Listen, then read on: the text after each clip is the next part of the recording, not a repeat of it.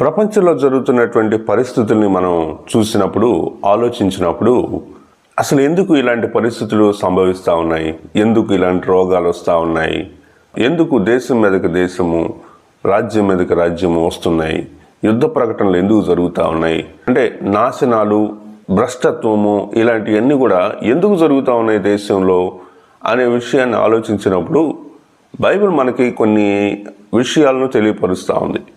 ఆ విషయాలను బట్టి మనం ఆలోచించినప్పుడు నిజంగా ఈ పరిస్థితుల వలన భ్రష్టత్వం అనేటువంటిది, నాశనం అనేటువంటిది జరగటానికి అవకాశం ఉంది. నాశనానికి ముందు ఇలాంటి పరిస్థితులే ఉంటాయి అనేటువంటిది మనకు అర్థమవుతుంది అనమాట. సో అవేంటో మనం వాక్యంలో నుంచి చూద్దాం. కీర్తనల గ్రంథం 1వ అధ్యాయం 6వ వచనంలో, నీతిమంతుల మార్గము యెహోవాకు తెలియను, దుష్టుల మార్గము నాశనమునకు నడుపును అనుంది. కాబట్టి దుష్ట